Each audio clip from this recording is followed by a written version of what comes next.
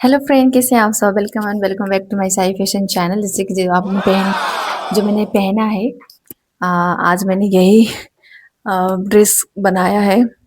इसी की ही मैंने इसी का ही मैंने रिक्रिएट किया हुआ है। तो आई होप को आपको अच्छा लगे। पहले आप मेरी कटिंग की वीडियो देखिए, फिर उसके बाद मैं आपसे मिलती हूँ। तो चलिए, कपड़े को 4 फोल्ड में फोल्ड कर लिया था और मैंने ये सीधे सीधे इसका नाप ले लिया था। तो जितना फुल लेंथ मैंने 59 लिया है। 59 मेरा फुल लेंथ था। और जैसे कि मैं हमेशा की तरह, जैसे मैं सलवार सूट में जैसे निशान लगाती, वैसे मैंने निशान लगाया है। 2 इंच एक्स्ट्रा निशान लिया है मैंने। हालांकि ये 2 इंच एक्स्ट्रा निशान नहीं लेना है आपको।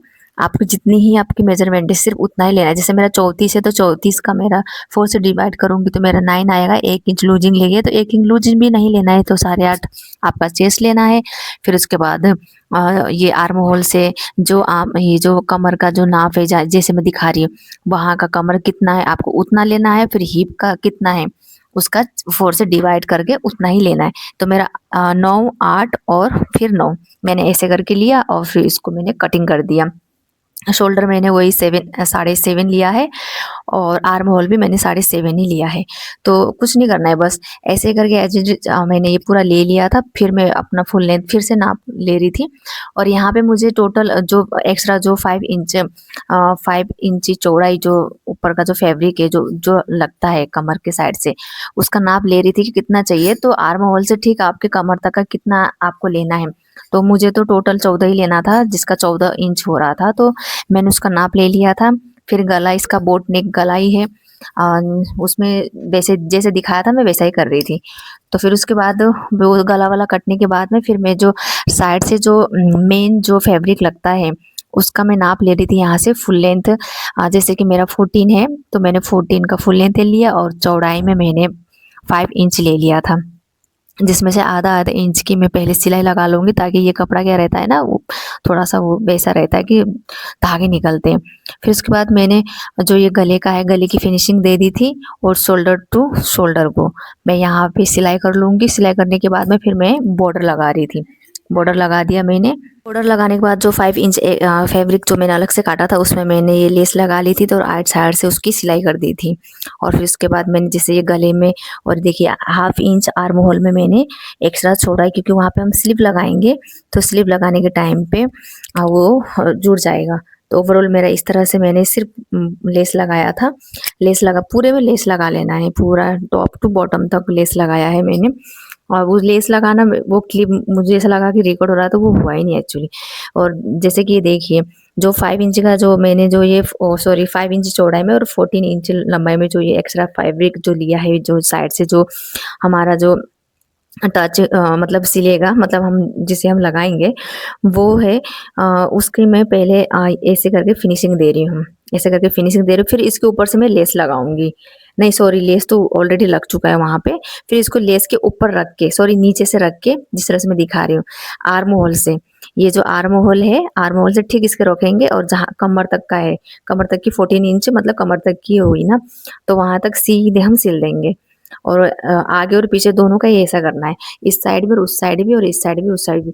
तो और कुछ नहीं है। फिर आर्म होल, जैसे कि मैंने बताया कि आर्म होल के साइड से मैंने 1/2 इंच एक्स्ट्रा छोड़ के ही मैंने लेस लगाया था। तो फिर 1/2 इंच जो एक्स्ट्रा है वहीं से हम रख के उसको आर्म होल की सिलाई सिल देंगे। तो ओवरऑल ये बन के रेडी हो गया है।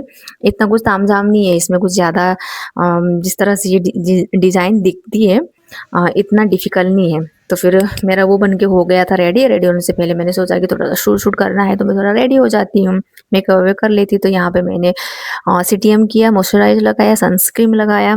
फिर उसके बाद में हाइलाइटर लगाया। हाइलाइटर लगाने के बाद में फिर मेकअप फिक्सर से मैंने पूरा मेकअप को सेट किया।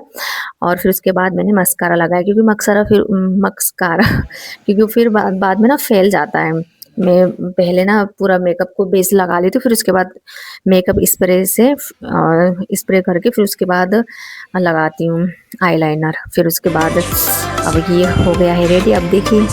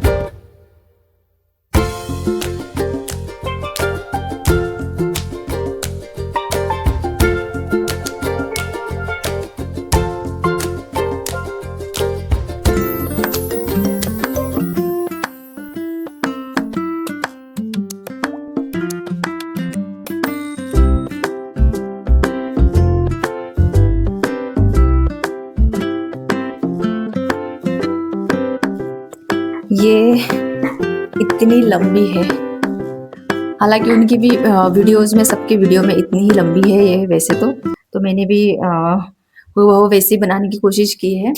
तो जैसे कि आप देखिए, मैंने ना थोड़ा सा इसे एक्स्ट्रा लूज कर लिया, क्योंकि मुझे लगा कि मेरी मम्मी थोड़ी सी हेल्दी तो वो भी पहन लेंगे एक बार, क्योंकि 2-3 सूट बनाने का ऐसा कुछ मतलब मेरे लिए तो 2-3 बना के रखूँ तो ऐसा कुछ वेस्ट जाएगा, तो इसलिए मैंने क्या किया कि इसी को थोड़ा सा लूजिंग बना लिया, ताकि ये मम्मी को भी आ जाए।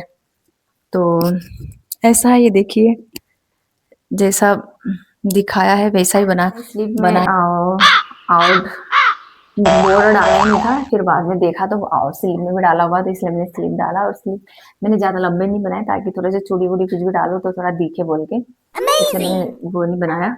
बाकी तो मेरा ओवरऑल कैसा बन के आया है दिखाने के लिए।